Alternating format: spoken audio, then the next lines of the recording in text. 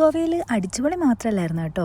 ഇതുപോലെ ഒരു calm and quite beautiful morning ഉണ്ടായിരുന്നു. 2 വർഷത്തിന് ശേഷം 2025 നവംബറിലാണ് കേട്ടോ ഞാൻ നാട്ടിൽ ആനുവൽ ലീവിന് പോകുന്നത്. ഇത് ആ ടൈമിലെ കുറച്ച് മൊമെന്റ്സ് ആണ്. ഇതൊരു അടിപൊളി സ്റ്റേ ആയിരുന്നു കേട്ടോ. നമ്മൾ ഭയങ്കര കംഫർട്ടായിരുന്നു. 3-4 ദിവസം കൂടുതൽ നിൽക്കുന്ന ആളുകൾക്ക് എപ്പോഴും ഒരു ഹോംലി ആംബിയൻസ് കിട്ടുമ്പോൾ ഒരു മനസ്സിന് സുഖമായിരിക്കും.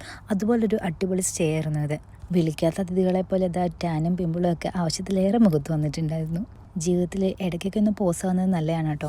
ചിലപ്പോൾ അത് നല്ലൊരു തുടക്കത്തിനായിരിക്കും. ഈ ഒരു ലീവ് അതുപോലൊരു തുടക്കമായിരുന്നു. ചില സമയത്തൊന്ന് പോസാകുക അല്ലെങ്കിൽ ചില യാത്രകൾ നമ്മളുടെ ജീവിതത്തിൽ ഒരുപാട് നല്ല നല്ല തീരുമാനങ്ങൾക്ക് വഴികാട്ടി ആകുമെന്ന് ഞാൻ കേട്ടിട്ടുണ്ട്. ഈ ഒരു യാത്രയും ലീവും എനിക്ക് അതിൽപ്പെട്ട ഒന്നാണ് കേട്ടോ. ചില സമയത്ത് നമുക്ക് എത്ര നല്ല തീരുമാനങ്ങൾ എടുക്കണമെന്ന് വിചാരിച്ചാലും നമ്മളൊരു സെയിം എൻവയോൺമെൻറ്റ് യൂസ്ഡ് ആകും, അല്ലെങ്കിൽ നമ്മൾ ലൂപ്പിൽ പെട്ടുപോലെ നമുക്ക് തോന്നും. ഈ ഒരു യാത്രയൊക്കെ കഴിഞ്ഞ് വന്നപ്പോൾ എനിക്കുണ്ടായ ചേഞ്ച് ഭയങ്കര ഡ്രാസ്റ്റിക് ചേഞ്ച് തന്നെയായിരുന്നു. And I M so thankful for that. Goa എൻ്റെ ജീവിതം മാറ്റിമറിച്ചൊന്നുമല്ല കേട്ടോ ഞാൻ പറയുന്നത്, പക്ഷേ എനിക്കെന്നെ മാറ്റാൻ പറ്റി. അതിൽ ഐ എം സോ ഗ്രേറ്റ്ഫുൾ.